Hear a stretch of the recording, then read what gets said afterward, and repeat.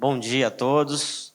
Agradecer a professora Lígia, porque, na verdade, em 2006, eu comecei com a eletroestimulação em 1995. E aí, desde então, eu entendia que aquilo ali seria um grande passo para o meu objetivo, que era trabalhar com futebol.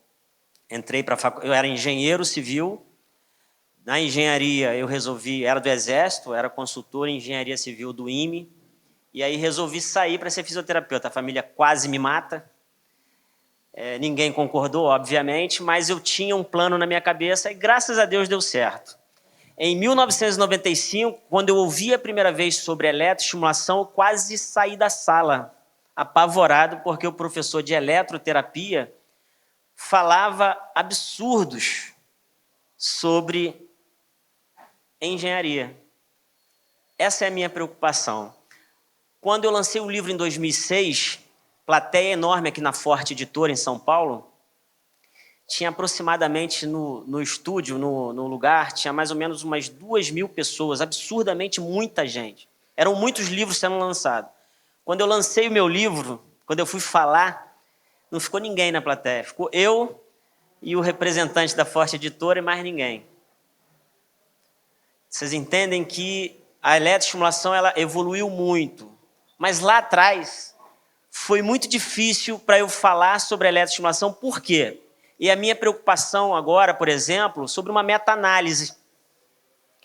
Os artigos publicados, por exemplo, dá medo. Eu quero que vocês entendam. É fundamental que inicie esse processo imediatamente. Já está até atrasado. Muito poucos artigos publicados. Mas quando eu vou ler material e método da maioria dos artigos, cai. Porque estão comparando manga com melancia. Vocês entendem o que eu estou querendo dizer? Porque desde lá, na minha formação em fisioterapia, falava-se de corrente elétrica de forma absolutamente desacreditada. Quando um médico neurologista vai olhar ali, por exemplo, o meu trabalho, quando ele foi ver o meu trabalho sobre eletroestimulação de corpo inteiro para parkinsoniano, ele me chama e fala assim, cara, olha o que esse cara está falando. Esse é um ponto que também eu quero tocar aqui. Eu tenho que ser rápido porque eu tenho muito pouco tempo, mas tem tanta coisa boa para falar para vocês que seria importante demais esse entusiasmo, mas eu preciso falar isso. Então eu comecei a pensar, transdisciplinaridade. É diferente de multidisciplinar. Então eu chego lá, ele me apresentou como médico, eu sou acadêmico do 12º, ainda estou galgando meus passos, devagarzinho. Mas quando eu chego lá na clínica da família para atender, você vê que muitas das coisas poderiam ser resolvidas se fosse transdisciplinar, não multi.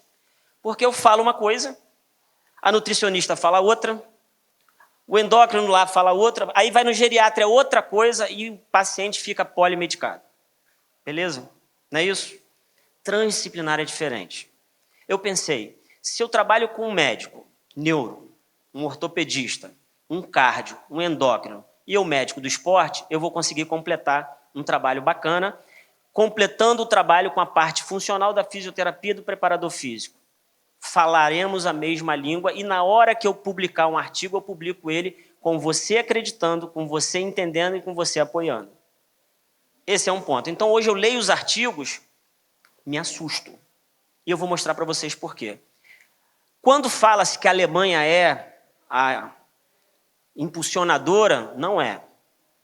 Eu bato no Xavier. A Alemanha foi que fez a maior escala industrial do colete. O primeiro colete eu conheci em 2007.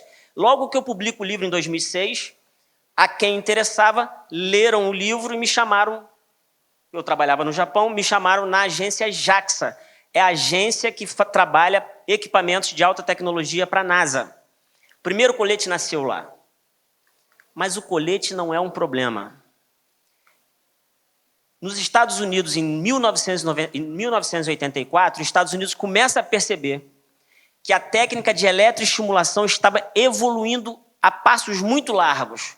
E havia uma guerra espacial entre Rússia e Estados Unidos, a então União Soviética. Ali nascia um problema, porque Yakov Kots, o primeiro médico que lança um trabalho de eletroestimulação para astronautas irem para o espaço extra-atmosférico. Se eu for para o espaço extra-atmosférico, gravidade zero. 0 vezes 100 quilos. Zero. Se eu levantar isso aqui, ou levantar esse prédio, é tudo a mesma coisa. 0 vezes 100 é zero. 0 vezes 1000 é zero. E não tem trabalho, que é o maior problema até hoje, o maior problema é a ação da gravidade para a contração muscular e retorno venoso. Então, os astronautas descem débeis. Nascia lá Yakov Kots, a primeira corrente elétrica para treinamento. Agora, deixa eu falar outra coisa importante para vocês. Em 1984, tem um filme do Rocky Balboa, Rocky 4.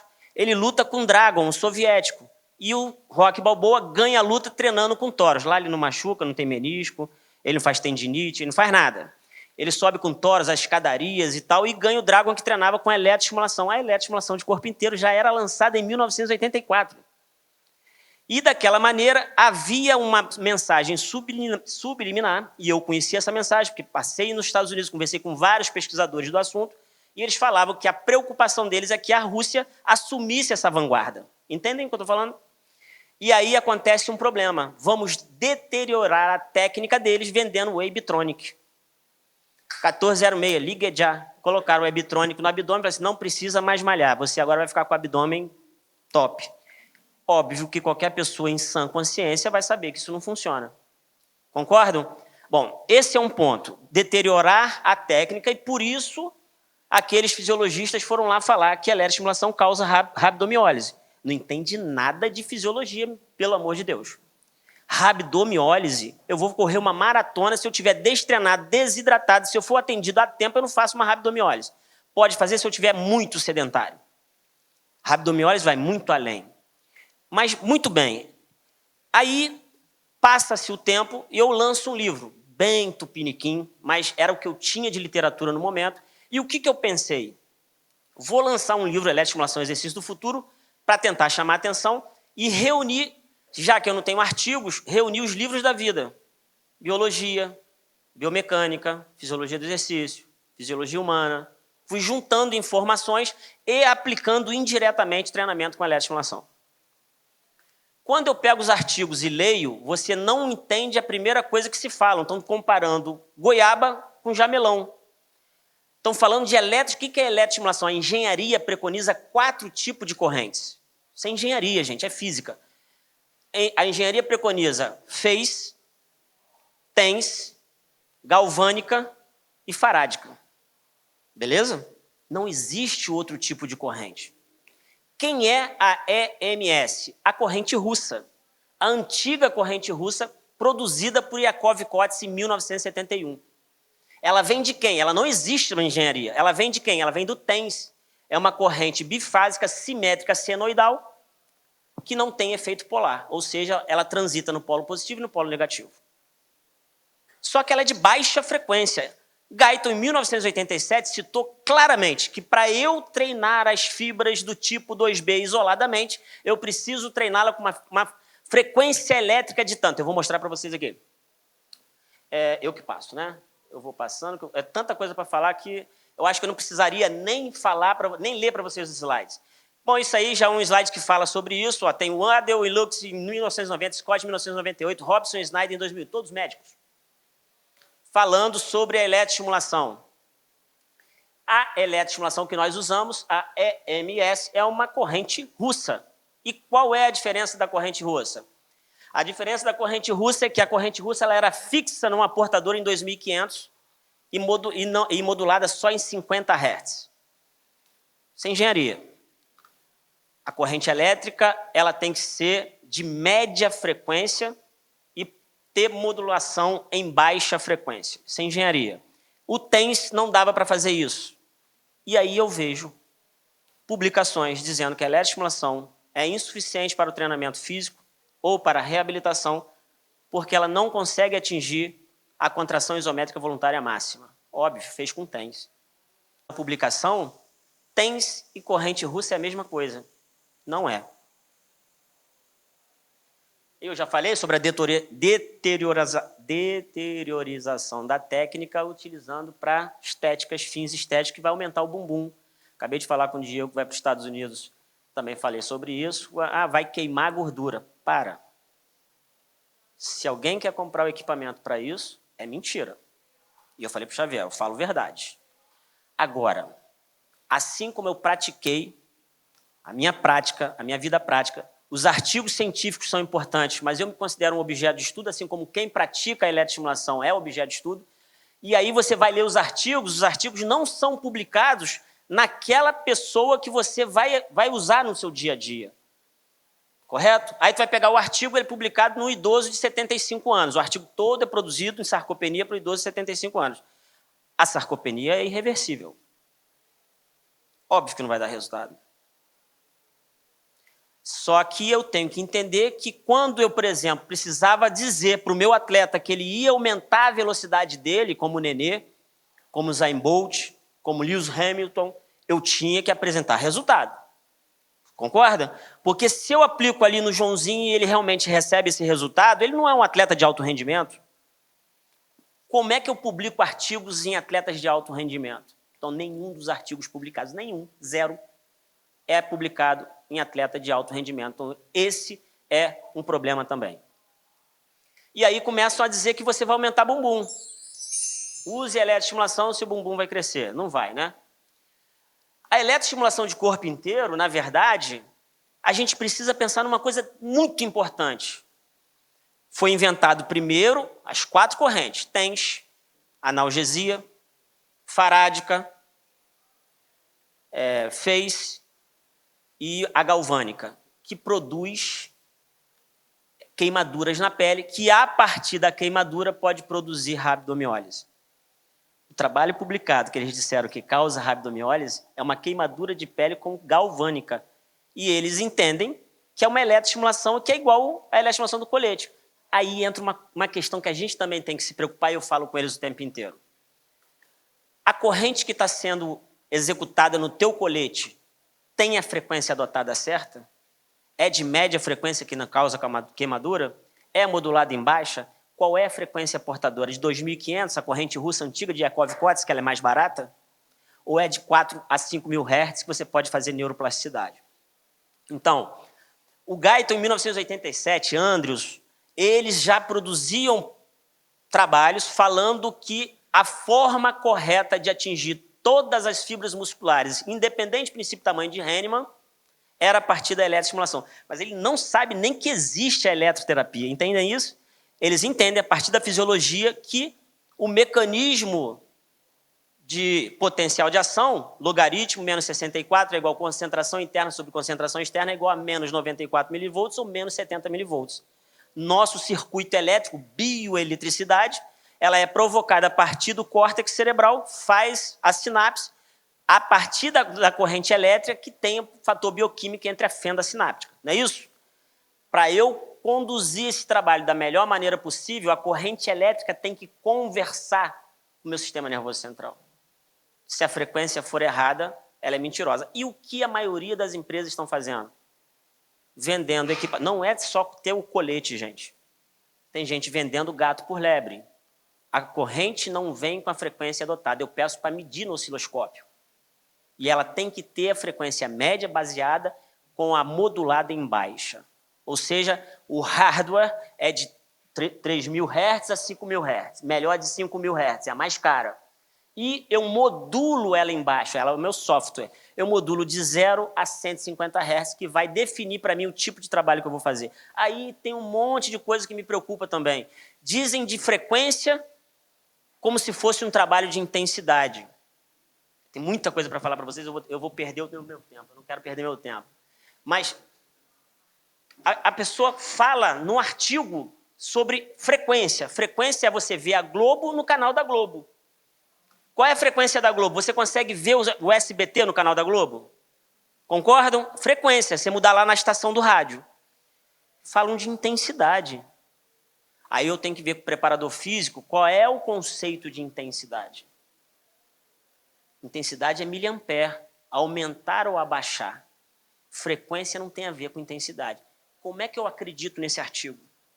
Se eu comparei melancia com manga. Estão entendendo? Então, o que a professora Lígia fala é muito importante, porque quando eu escrevi um livro eu tive que capinar para conseguir achar. Não tem. Porém, o que estão publicando me assusta. E vocês estão entendendo o paradoxo? Eu sei que precisa, mas as pessoas que estão publicando precisam consultar engenheiros, consultar os físicos. Porque quando um cara lê, que entende, fala assim, Alex, pelo amor de Deus, esse artigo aqui é qualizar A, o material e método está errado. Vocês entendem o que eu estou falando? Muito bem. E o conceito de eletroestimulação de corpo inteiro, eu tenho que respeitar isso aqui. Eu estou construindo um trabalho onde há contração simultânea. Faltam só 15 minutos, gente. Eu não vou conseguir dar tudo, mas eu tinha que falar pelo menos isso para vocês. Eu vou passar coisas aqui importantes para vocês. Primeiro neurônio, segundo neurônio. Primeiro neurônio, segundo neurônio. Toquei em você, eu fiz um tape. Aferência, córtex, o hipotálamo gerente responde aquilo. O que é isso daí? Ó, manda, faz uma contração. Beleza? Se eu mando uma frequência adotada errada, eu não estou fazendo o que eu quero. O pior, eu vejo as pessoas fazendo trabalho de luta, por exemplo, e qual é a frequência adotada? A frequência adotada, vocês vão entender por que eu estou falando isso, a frequência adotada é 30 Hz, porque é mais fraquinha no início, para ele poder... Não tem a ver com fraquinha, fraquinha é intensidade. Qual é a intensidade sendo adotada? E qual é a frequência que está sendo adotada? A frequência que está sendo adotada tem a ver com a via energética. Se é anaeróbio alático, se é anaeróbio lático, o cara está fazendo trabalho de força. Os caras que gostam de academia, que eu não gosto de academia, não. Mas se eu estou fazendo trabalho de força, eu vou mostrar para vocês aqui na literatura. Não sou eu que estou dizendo. O cara está fazendo trabalho de força com a caneleira de 1 quilo. Como? Explica para mim. Ah, não, ele acabou de operar o cruzado anterior, ele tem que fazer vasto medial e vasto lateral, ele tem que fazer... Não, então ele não está ganhando força. Você está aumentando a amplitude de movimento dele.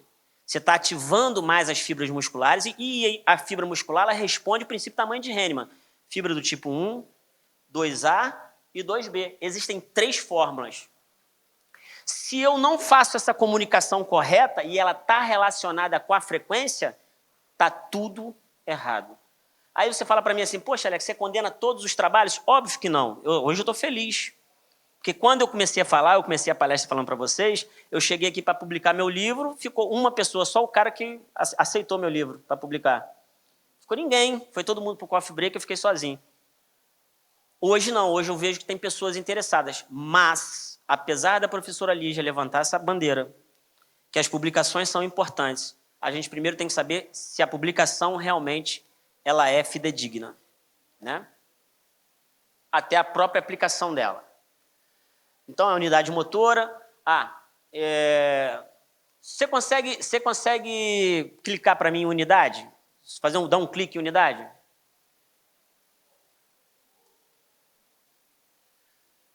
Então, eu desenvolvi um aplicativo, estou desenvolvendo um aplicativo para controle de carga. Lembra do problema que nasceu a rabdomiólise? Então, peraí, vamos controlar a carga. Qual é o controle de carga? Eu fui no Raw Heads, às vezes seleção de camarões. O que eu comecei a fazer? Controle de carga. Se eu clicar aí, clica para mim no 6.000, aqui, clica aí para mim aqui, ó, no 6.000. Tá verde ali, não tá? São 6.000 metros, tá verde. Clica aqui para mim, por favor. Coloca 10.000.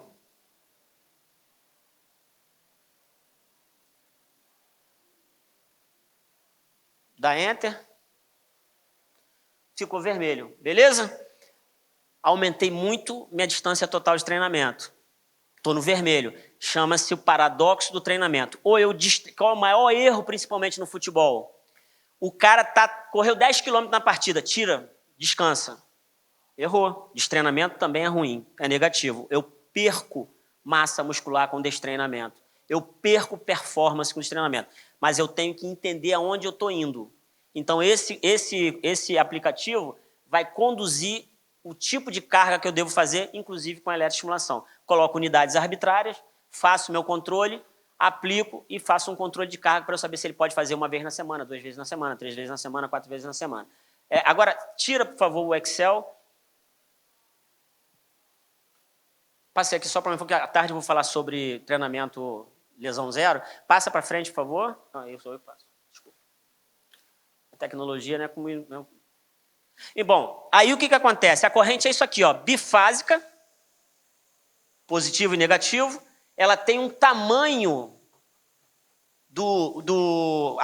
a duração de pulso dela tem uma espessura. Esse tamanho da corrente elétrica é a cronaxia, é o receptor da célula. Eu venho falando que a eletroestimulação de corpo inteiro poderá ser o prêmio Nobel. Se nós soubermos usar da melhor maneira possível, não virá fanfarronice, que é o meu medo. Alguns blogueiros falando de é ridículo. Ah, mas os donos de empresas querem vender. Mas é ridículo. Mas poderá ser o prêmio Nobel. Acaba de ganhar o prêmio Nobel 2 fisiologistas que falam do receptor da célula sobre a proteína tinina, relacionada às fibras do tipo 2B. Essa espessura da corrente, cada pauzinho desse que a gente olha no osciloscópio, ela tem uma duração de pulso, que é a duração de pulso exata da célula. Então, eu me comunico com a célula. Ela abre o receptor, e essa proteína vem, e eu consigo trabalhar a fibra na melhor amplitude que eu puder da corrente, com maior intensidade, sem doer.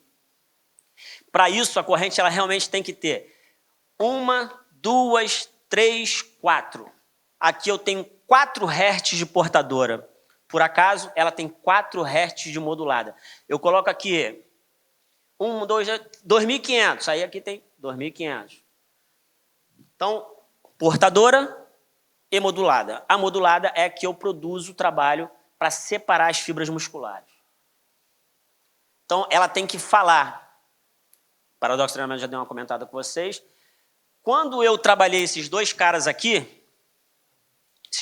2019, para mim foi a melhor performance dele até hoje. Eletroestimulação para esses caras é igual? Por que todo mundo treina igual? Aqueles 2 corredores lá trabalham iguais? Mesmo tipo de treinamento? Mesmo tipo de fibras musculares? Por que as frequências são iguais? Protocolos prontos. Eu bato muito no Xavier. Esses protocolos prontos, para quem não sabe trabalhar, treina quem vai comprar o equipamento e ele vai modular vários protocolos para pessoas diferentes, idosos, jovens, correto? Então, quando esse cara me chamou, ele me chamou, gente, ó, não é para confete não, juro para vocês. É porque eu tomei tanta pancada da eletroestimulação lá atrás, e eu fui fazer medicina por causa da eletroestimulação. Esse cara foi um dos caras que não tinha mais como evoluir na última Olimpíada, estava machucando. Claro, à medida que você envelhece, você perde fibra muscular do tipo 2B. Por que o idoso tem a marcha pé-de-pés? Por quê, gente? Porque à medida que envelhece, ele perde a fibra do tipo 2B. Ele não tem mais reação, ele não tem força, ele não tem reação, ele não tem velocidade. E aí, o que a clínica da família manda fazer? Tira o tapete de casa, que ele vai tropeçar e cair. Por que não treina o cara? Doença arterial periférica. Você toma a medicação e a pessoa está andando, doeu. Aí, antigamente, mandava parar. Não, não para. Continua mais 10 metros. E aí você evolui essa doença arterial periférica. A mesma coisa é o treinamento. Não é parar de treinar, é controlar a carga. E, para isso, são pessoas com absolutamente objetivos diferentes. Um eu trabalho uma coisa, o outro eu trabalho outra. Obviamente, velocidade e um pouco mais de resistência, porque cansava no segundo tempo. Então, o que é resistência? Fibra do tipo 1. Mas eu deixo de trabalhar a fibra do tipo 2, 2B? Quero falar sobre a fibra do tipo 2B com vocês. Aí, eu vou lá e ligo, já estão me mandando parar? Eu ligo, eu pego meu mapa metabólico, que eu agora estou estudando concomitante à faculdade, estou fazendo minha pós, aceitaram eu começar a pós. E aí, esse aqui é um mapa metabólico. Eu mexo aqui, ó, vou dar um exemplo qualquer, eu mexo aqui, estou tomando um ômega 3, um imunomodulador, então ômega 3, vitamina A, C e E, e aqui eu mexo aqui, vai dar um problema aqui. Como é que você conduz um trabalho com tudo isso certo, inclusive fazendo a eletroestimulação que conduz a contração mais excitante que existe na face da Terra ao mesmo tempo, todas as placas terminais funcionando ao mesmo tempo? Será que não vai mexer aí?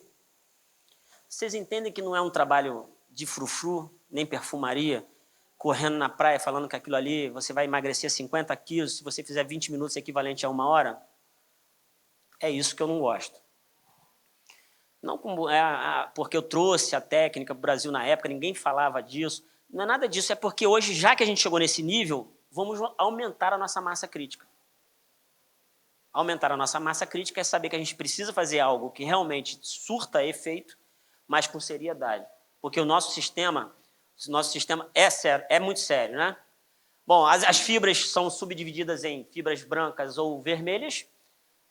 Eu vou passar rápido isso aí. O Guyton afirma que algumas pessoas podem possuir um número bastante maior de fibras rápidas que lentas, fibras do tipo 1 e fibras do tipo 2B. E isso, obviamente, poderia determinar até certo ponto capacidades atléticas dos diversos indivíduos. Lá, eu vou trabalhar com os atletas segundo a capacidade e avaliação fisiológica deles. Correto? Para isso, eu vou escolher as frequências adotadas para aquele cara. Eu não consigo ver Globo no SBT.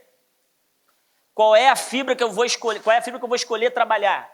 Vou trabalhar com a fibra do tipo 2B. Como é que a fibra do tipo 2B trabalha? Só pegando 80% da carga, correndo mais que 24 km por hora ou aplicando de 50 a 150 Hz. Não sou eu que falo, tá?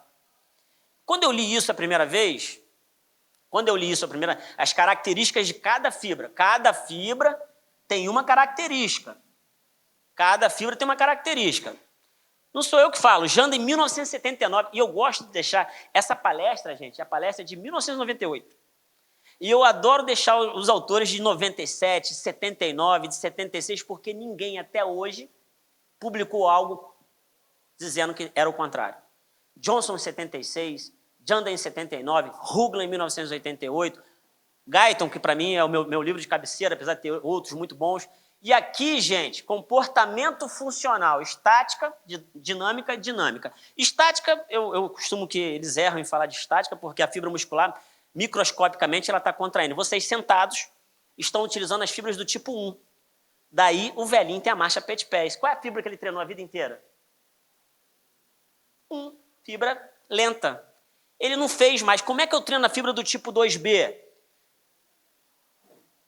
Weinink, 1994, Weinink, 1994, inclusive, ele citou o seguinte, que à medida que envelhecemos, perdemos fibras do tipo 2B. Primeiro, pelo princípio da sarcopenia. A partir dos 24 anos de idade, a perda é muito grande.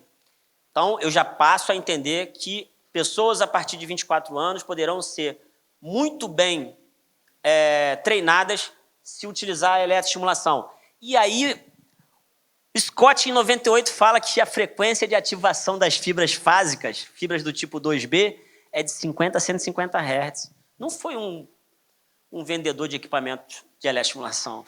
Foi o Janda, foi o Scott em 1998. Tem um livro estudado, publicado, dentro de um laboratório de fisiologia. E como é que eu consigo atingir fibras do tipo 2B? Novamente, correndo acima de 24 km por hora, carregando a nossa carga, a minha carga, mais que 80%, como é que um cara rompe o cruzado anterior, vai recuperar e consegue fazer 80% da carga? Quem é que aqui consegue correr acima de 24 km por hora? Me dá um aí que consegue correr a 15 na esteira. Eu tropeço na própria perna. Mas agora, muito fantasticamente, aparece o colete de eletroestimulação que ativa as fibras simultaneamente, sem danificar a minha articulação, cartilagem, lesões, etc. Rabdomiólise não existe, gente. Isso é impossível, a não ser que fizeram com a corrente galvânica. Beleza? É uma corrente de média frequência. Então, as características histológicas, histoquímicas, as fibras do tipo 1 são as mais escuras, do tipo 2B, 2A, são as fibras do tipo intermediária e 2B, são as mais claras. E a gente, de um gato. Gato tem muita característica de saltar, ser rápido, né? Se eu quero melhorar a velocidade do cara, qual é a fibra que eu vou trabalhar? Fibra do tipo 2B. Beleza? Sim, senhora. Então é o seguinte, a fibra intermediária é uma incógnita, mas é só você parar para pensar. Um corredor de maratona, qual o pace de um corredor de maratona? O corredor de maratona corre a 23 km por hora durante 1 hora. Consegue? É a fibra intermediária. Por quê? Porque ela transita, é intermediária, 45 Hz. 45 Hz, ela transita na fibra do tipo 1 e na fibra do tipo 2B. Como é que ela faz isso? A fibra do tipo 1 ela é de resistência, oxidativa. Qual é o metabolismo dela? O oxigênio. Então, quando eu perco a glicose, que ela é glicolítica do tipo 2B, ela faz o quê? Ela transita para a fibra do tipo 1, para o metabolismo ocorrer durante esse período de 1 hora numa maratona, por exemplo, entendeu? 45 Hz na eletroestimulação. Beleza? Só que ainda não tem publicação sobre isso. Só que aí é o que eu falo. Eu considero que a minha prática é objeto de estudo. Porque quantos publicaram em atleta de alto rendimento? Então eu consigo entender que quando eu fazia em maratonistas 45 Hz, eu alcançava. A diferença do treinamento é a via anaeróbia, se ela é alática ou lática. A diferença é o modelo de treinamento, princípio de transferência. Quais são os princípios da educação física? Quais são os princípios? Adaptação, transferência, individualidade biológica. Então, para eu transferir essa força, eu tinha que ter trabalhos das vias energéticas adequadas àquele tipo de fibra muscular. Eu estou fazendo força com a caneleira de 1 quilo, pelo amor de Deus, gente. Eu não estou fazendo força, não estou fazendo hipertrofia, não vou fazer nunca. Bom, deixa falar o Alex, e aqui não acaba nunca, porque é tudo muito interessante. Mas o bom é que vamos seguir conversando com ele, só que vamos também ter a Pati Lage. Então, Pati, se quer vir já para aqui com a gente, Dr. Barone,